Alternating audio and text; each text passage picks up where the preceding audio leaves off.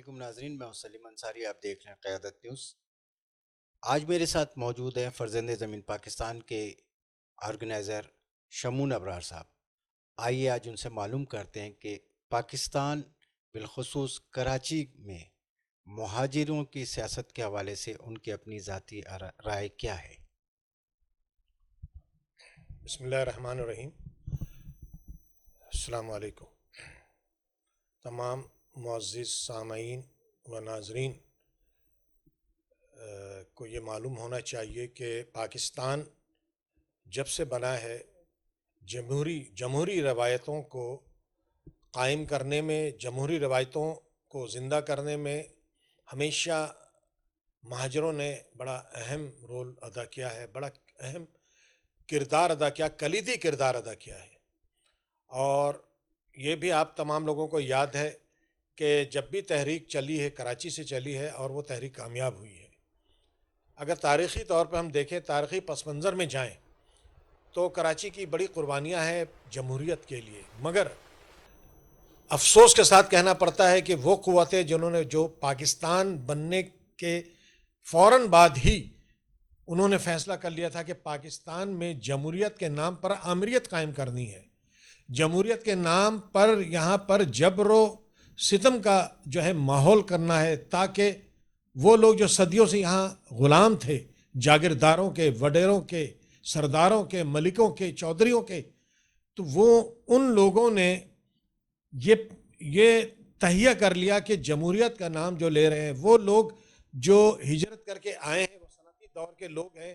اگر صنعتی ترقی ہوگی تو جاگیردارانہ نظام جو ہے وہ کمزور ہوگا، تو لہٰذا انہوں نے سب سے پہلی سازش تو یہ کی، جس میں ایوب خان بھی ان کا نمائندہ تھا، نمائندگی کے ایوب خان نے، گو کہ ایوب خان کا ایک کردار ہے پاکستان کی تاریخ میں، لیکن ایوب خان نے دارالخلافہ جو ہے، دارالحکومت جو ہے کراچی سے، جس کو قائد اعظم نے اور اکابرین پاکستان، اکابرین تحریک پاکستان نے کراچی کو دارالحکومت بنایا تھا، انہوں نے دارالحکومت کو منتقل کر دیا ایک جنگل بیابان جو اس وقت تھا اسلام آباد، جس کو آج کہتے ہیں، وہاں چلے وہ کر دیا۔ اس کے بعد جتنے سول سروسز کے لوگ تھے ان کو وقتاً فوقتاً وقتاً نکالتے رہے، صرف اس کا مقصد تھا کہ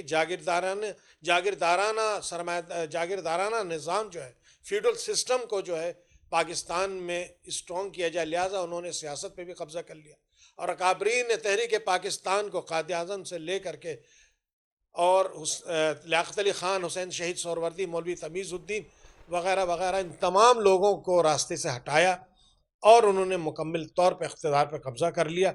وہی گروہ آج پاکستان کے سیاست پہ قابض ہے، وہی گروہ آج ان لوگوں کو پنپنے نہیں دے رہا، ان پر جبر و ستم کا جو ایک ماحول ہے وہ اس نے کریٹ کیا ہوا ہے۔ اور میں اگر ریجن کی بات نہ کروں، چونکہ اس وقت ریجن میں جو ہو رہا ہے، یعنی پاکستان کے ارد گرد جو صورتحال ہے، تو وہ صورتحال جو ہے وہ بڑی گھمبیر ہے اور بڑی سنگین ہے، اور اس میں ہر قوم کا اپنا ایک کردار ہے۔ اگر پاکستان میں چند قومیتیں جو بھی ہیں، پنجابی، پختون، بلوچی، سندھی، مہاجر، سب کا ایک اپنا کردار ہے، تو ہمارا اپنا کردار کیا ہونا چاہیے؟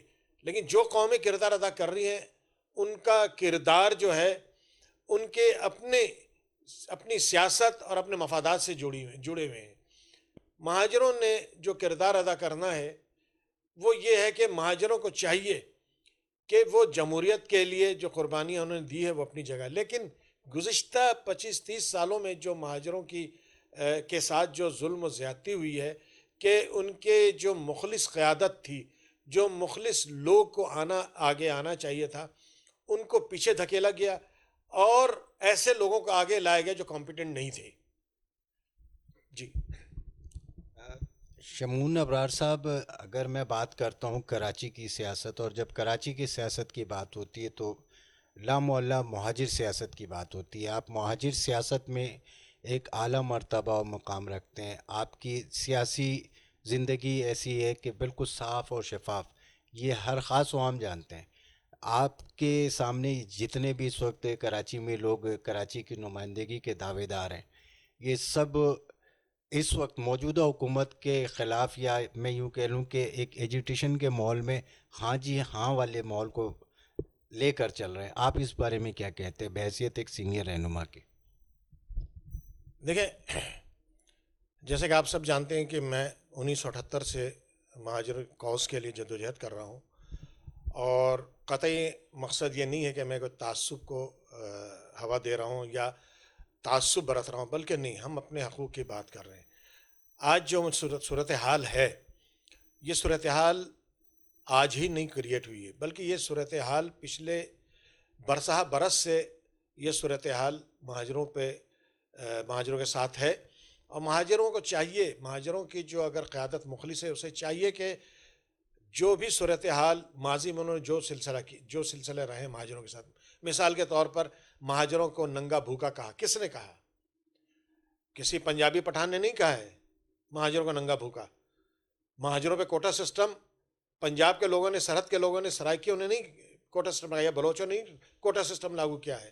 مہاجروں کے ساتھ جو لسانی معاملات ہوئے ہیں، جو لسانی فسادات کرائے ہیں، وہ کسی اور قوم نے نہیں کرائے، لیکن جس نے کرائے ہیں اس میں بڑے افسوس کے ساتھ کہنا پڑتا ہے کہ پیپلز پارٹی کی حکومت میں سارا کام ہوا ہے، اور آج بھی مہاجر اس بات کو نہیں سمجھ رہا ہے، دوست اور دشمن کو نہیں پہچان رہا ہے۔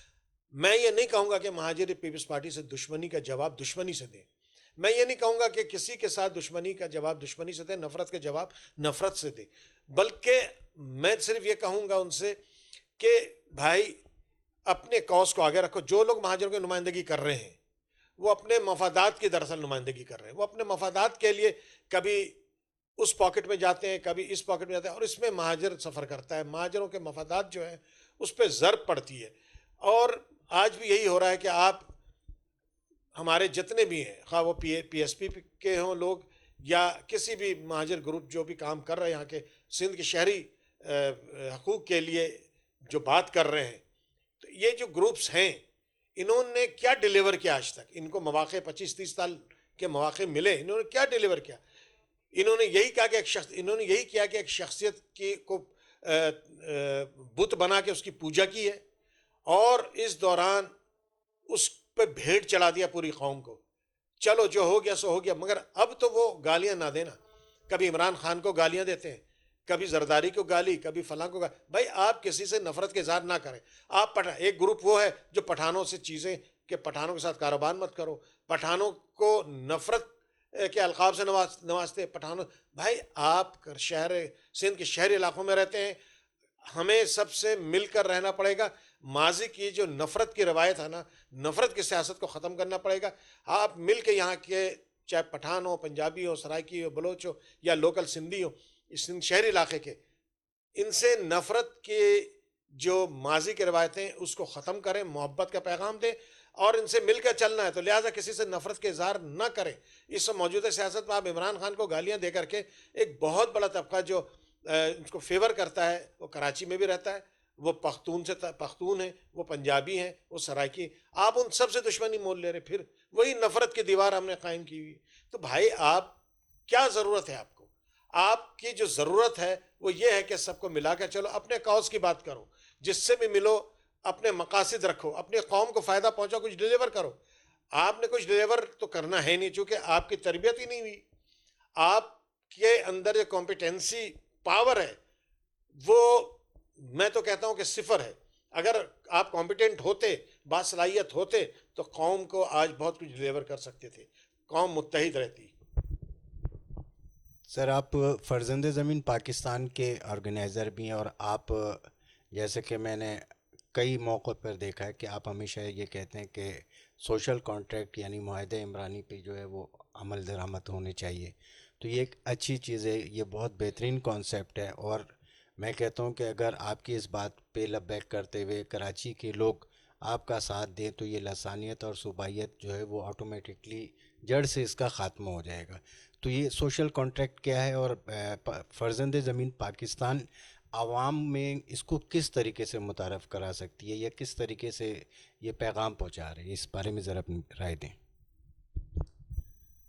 دیکھیں، سوشل کانٹریکٹ یا عمرانی معاہدہ یہ آج کی بات نہیں ہے، بلکہ سینکڑوں برس پہلے سے یہ ہوتا آیا ہے اور اس کی ایک اپنی تاریخ ہے. لیکن مہاجر سیاست میں سوشل کانٹریکٹ انٹروڈیوس ہم نے کرایا تھا، اس لیے کہ ہم نے رات دن کی جو بیٹھک لگائی، میٹنگیں کی ہیں اپنے ساتھیوں کے ساتھ، ہم اس نتیجے پہ پہنچے ہیں کہ اگر قوم کو کچھ دینا ہے، قوم کے لیے کچھ کرنا ہے، تو یہ جو نفرت کی جو دیواریں قائم ہو گئی ہیں، یہ جو مہاجر نام پر جو قیادتیں سامنے آئیں، اس میں بدقسمتی سے ہمارے لوگ ان کو صحیح و غلط کی جو ہے پہچان نہیں ہے.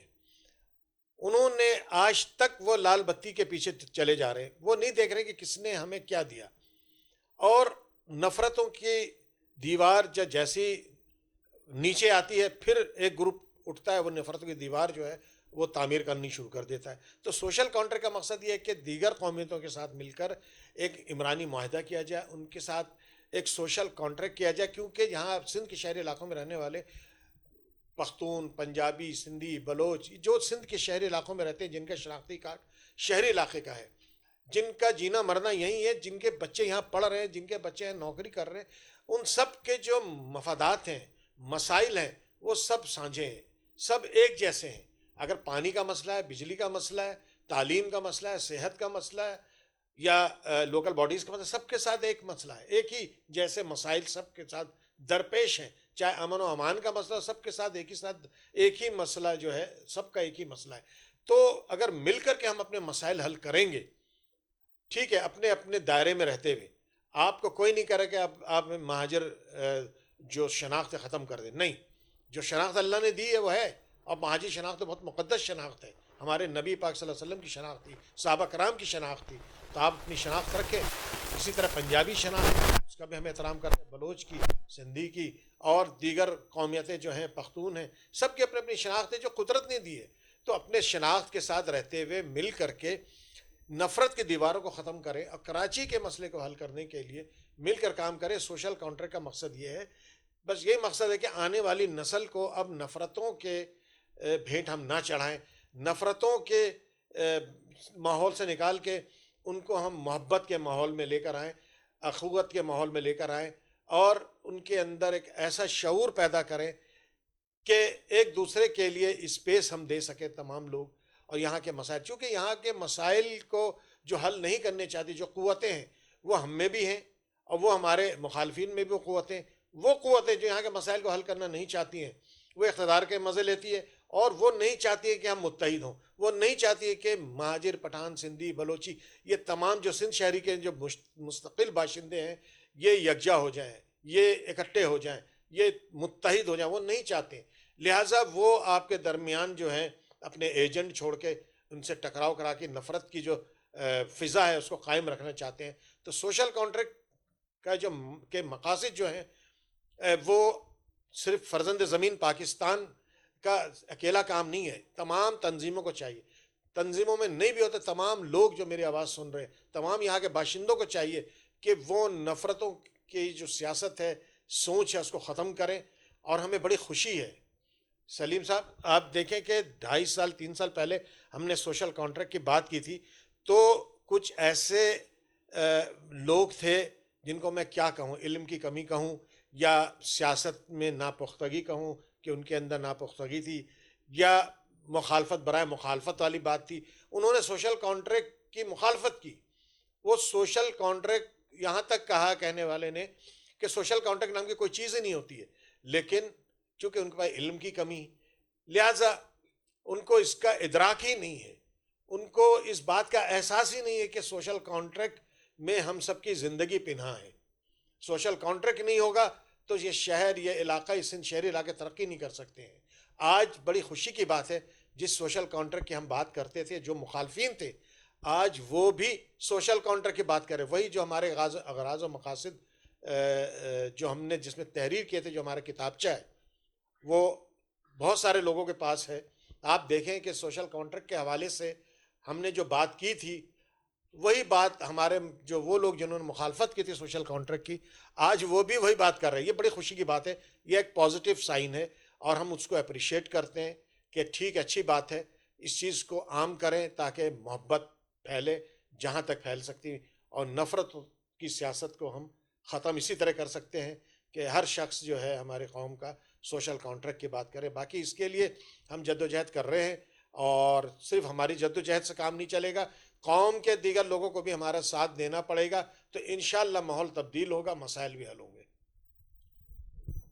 जी नाज़रीन, मैं एक बहुत ख़ूबसूरत बात बता दूं कि फ़र्ज़ंद ज़मीन पाकिस्तान के मंशूर का मैंने मुताला किया, और इस बात को तकरीबन मैं 1.5 साल से बग़ौर मुशाहिदा कर रहा था और मुताला कर रहा था।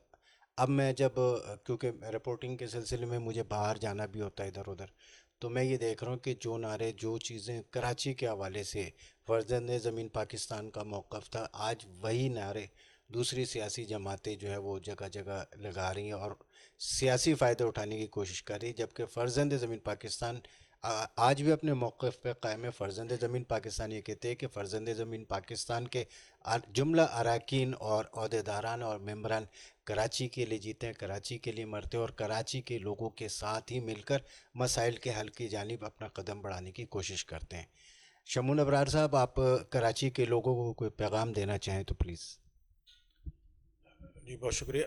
कराची, हैदराबाद, सक्कर, मीरपुर खास यानी सिंध के शहरी इलाक़ों में जो रहते हैं, बिलखसूस एक तो पैगाम सबके लिए है, आम है, लेकिन बिलखसूस महाजिरों को मैं ये पैगाम देना चाहूँगा कि खुदारा अब भी समझ जाएं, दोस्त दुश्मन की पहचान करें, और अपने आने वाली नस्लों के रोशन मुस्तकबिल के लिए अच्छे लोगों को लाएं सामने, उनका साथ दें, और जो लोग आजमाए जा चुके 25-30 सालों में उन्होंने क्या दिया है ये सोचें, और अब भी वो जिस डगर पे चल रहे हैं, आज देखें कि वो लोग 25-30 सालों में क्या थे और आज क्या हो गए हैं। उन्होंने अपने आप को बनाया, अपने फैमिलीज़ को बनाया, लेकिन महाजिर कौम जो है, आम महाजिर जो है, वो गरीब से गरीब हो गया। ना तालीम है, ना सेहत है, ना माशी कोई उनके पास ज़रिया है सही के। तो ये सारे मसाइल जो हैं इसीलिए हैं कि हमने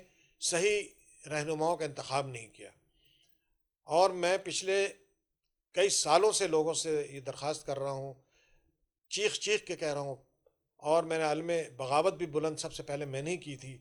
मैंने कहा था ये जो लोग हैं, मैं वाहिद आदमी हूँ, सबसे पहले मैंने आलम बगावत बुलंद की थी 1982 में। मैंने कहा था कि ये कुछ भी नहीं कर पाएंगे, ये लोग शख्सियत परस्ती में के शहर में ये गिरफ्तार हैं, और ये जो है कौम को जो है गहरी खाई में लेकर चले जाएंगे, और आज यही हुआ।